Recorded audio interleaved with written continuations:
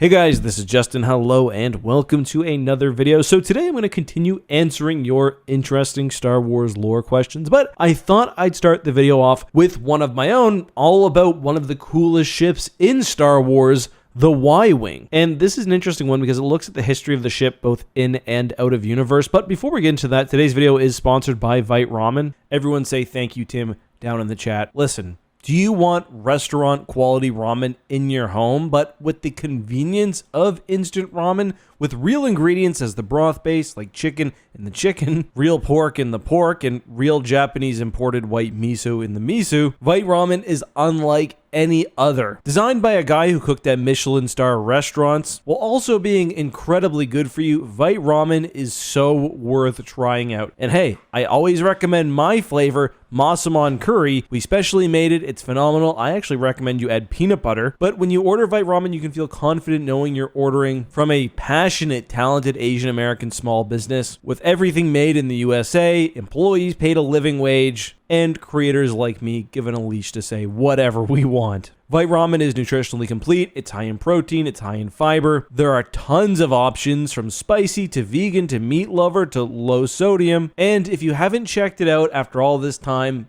maybe today's the day, because right now the first 100 people to use the link down in the description can use code ECK20 for 20% off. The next 250, ECK15 for 15% off. And honestly, I'm going to bully Tim so that second link keeps working no matter what, but try the first. All right, so the first question today is one I saw on the Star Wars Reddit, and it's an interesting one. In most Star Wars media, the Y-Wing is regarded as a bomber, despite the OT never ever saying that. At what point did that become generally accepted canon? And it's true. If you watch Episode 4, for example, no one ever distinguishes between the two different types of fighters, nor do we learn a whole lot about their role. Now, a lot of people in the thread correctly pointed out that early Star Wars reference works did make this distinction, and this top comment almost gets it right, but misses the mark. It says, the LucasArts video games, which popularized the Y-Wing's role as a bomber, took their cue from the West End Games sourcebook, which released in 1987. He then goes on to say that the Y-Wing didn't have a name in Star Wars, Kenner created the name for the packaging, and that the lore basically comes from the sourcebooks. Now, that commentator is also close, but not quite right. First of all, the Y-Wing's name goes all the way back to the original novelization for Star Wars, and that was early. It actually came out before the movie in 1976. But the distinction being invented by West End is also incorrect. If we want to go on a purely technical basis, look at the progression of the lore, you can actually go earlier to A Guide to the Star Wars Universe, which was released a full 3 years earlier and had lore on lots of different things. That was written by Raymond Velasco and predates the West End Games Star Wars material. Anyway, the book is pretty cool because it compiles information about things in the movies alongside the early expanded universe works like the Han Solo trilogy. But among other things, the entry on the Y-Wing says that the ship was a two-man twin-engined fighter bomber used extensively by the Rebel Alliance, that it usually had 2 laser cannons, a twin-barrel ion gun mounted towards the rear of the cockpit, proton torpedoes, deflector shields, and a targeting computer, and that the ship had not just a pilot, but also a weapons officer, at least when possible. Now, was that where the Y-Wing's lore was created? I don't think so. Most of the material in that book comes from other sources. I'm not sure where. I checked Splinter of the Mind's Eye because I remembered the Y-Wing featuring prominently in that novel, couldn't find anything. It could have very well been like a magazine article, or who knows. Either way, there is also more to this, and this distinction wasn't just something made up by some author somewhere. First of all, the Y-Wing's role as a bomber probably goes back, funny enough, to its Kenner toy. Kenner toys were absolutely massive, and the Y-Wing model specifically had a built-in bomb bay, and it could drop bombs with a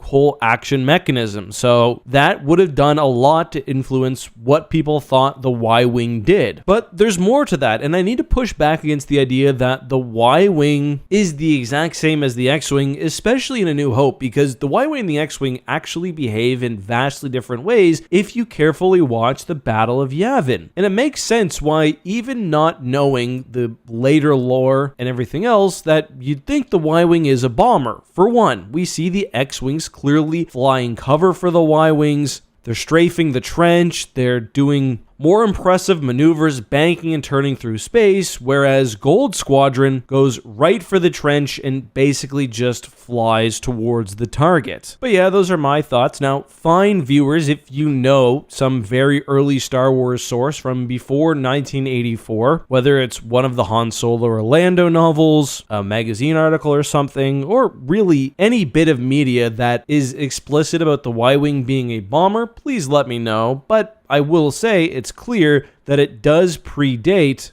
both the classic Star Wars space sims and even the West End game guides, which I think is pretty interesting. You could argue that it was an intended feature of the movie because, again, I don't buy the argument that some people give that Y-Wings, TIE Fighters, and X-Wings all behave in the exact same way. They just don't. All right, on a completely different note, I'll do one or two quick hashtag AskEck videos. AP asks, what is the object that is closest to the edge of the Star Wars galaxy? Well, there are lots of things near the edge of the galaxy, but, just outside. I've done a whole video on extragalactic objects in Star Wars. One thing you can talk about is the orbiting dwarf galaxies, the smaller companions to the Star Wars galaxy. The closest one is the Rishi Maze. It's close enough that people visit it sometimes. So yeah. However, we also know that Camino is an extragalactic location. Where exactly it is a little unclear. Dexter says that it's beyond the outer rim, about 12 parsecs outside the Rishi Maze, so I guess closer to the galaxy than the Rishi Maze. And there are other sort of similar locations. Again, you can check out the full video for that, but there's also Pridia. That seems far away. It's the galaxy far, far away from the galaxy far, far away. So I don't actually think that one is proximate in distance. There seems to be some sort of special hyperspace route connecting it though. All right, this is an interesting one from Tank Commander, who points out that aside from a few non-Empire ships like the Mon Calamari, we don't see a ton in terms of vehicle evolution nor divergent design. At least I think that's what he's getting at. And he's right. I kind of mentioned that in the big video I did about Star Wars technology stagnating, and I think it comes down to a few things. For one, while many civilizations across the galaxy did develop their own technology, much of it was based on, at least in Star Wars Legends, the same technological bones, specifically Forerunner races like the Gree or the Rakata. The hyperdrive in particular is one technology which sort of became standardized, and it makes sense that you thus